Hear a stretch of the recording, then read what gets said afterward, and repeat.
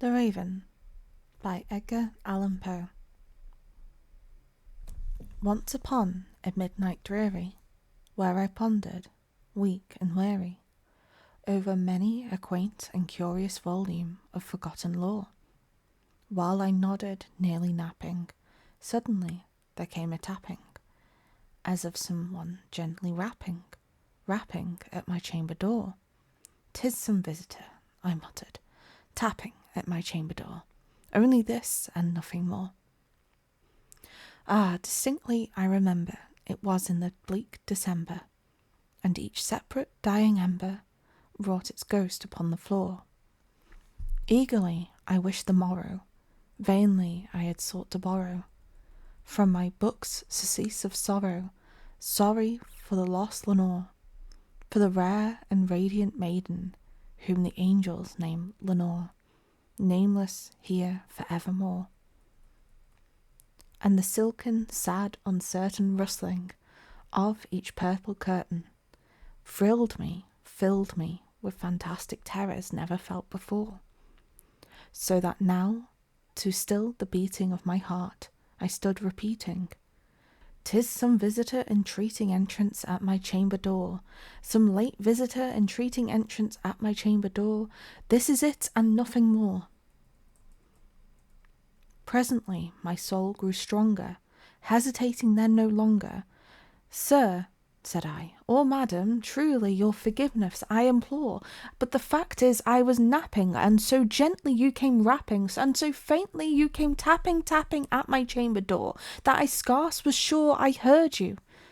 Here I opened wide the door. Darkness there, and nothing more.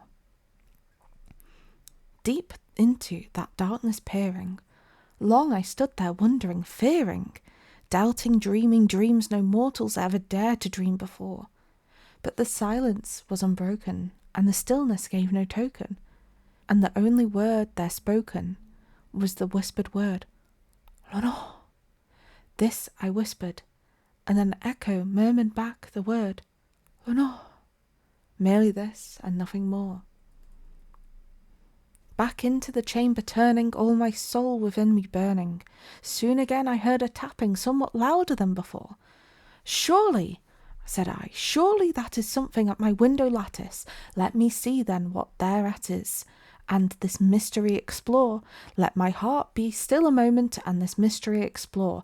'Tis the wind, and nothing more." Open here I flung the shutter, when with many a flirt and flutter, in there stepped a stately raven of the saintly days of yore. Not the least obeisance made he, not a minute stopped or stayed he, but, with mine of lord or lady perched above my chamber door, perched upon a bust of Pallas just above my chamber door, perched and sat, and nothing more. Then this ebony bird, beguiling my sad fancy into smiling, by the grave and stern decorum of the countenance it wore, "Though thy crest be shorn and shaven, thou," I said, "art sure no craven, ghastly grim and ancient raven, wandering from the nightly shore? Tell me what thy lordly name is on the night's Plutonian shore." Quoth the raven, "Nevermore." Much I marvelled this ungainly fowl to hear such discourse so plainly, though its answer little meaning, little relevancy bore. For we cannot help agreeing that no living human being ever yet was blessed with seeing bird upon his chamber door, bird or beast upon the sculptured bust above his chamber door, with such name as Nevermore. But the raven, sitting lonely on the placid bust, spoke only that one word, as if his soul in that one word he did outpour. Nothing further than he uttered, not a feather than he fluttered.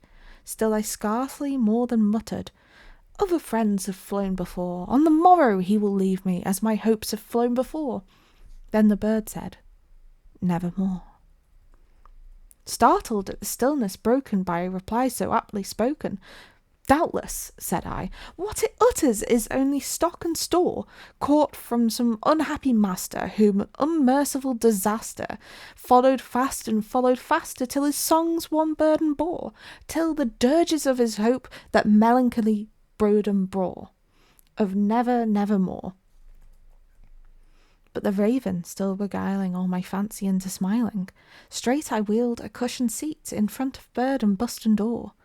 Then upon the velvet sinking, I betook myself to linking, fancy unto fancy, thinking, what this ominous bird of yore? What is this grim, ungainly, ghastly gaunt, and ominous bird of yore? Meant in croaking nevermore. This I sat engaged in guessing, but no syllable expressing. To the fowl whose fiery eyes now burned into my bosom's core, this and more I sat divining, with my head at ease reclining, on the cushion's velvet lining that the lamplight gloated o'er, but whose velvet violet lining with that lamplight gloating o'er, she shall press, nevermore. Then methought the air grew denser, perfumed from an unseen censer, swung by seraphim whose footfalls tinkled on the tufted floor. Wretch, I cried, thy God hath lent thee, by these angels he hath sent thee, respite, and nepenthe from thy memories of Lenore. Quaff, O quaff this kind nepenthe, and forget this lost Lenore. Quoth the raven, nevermore.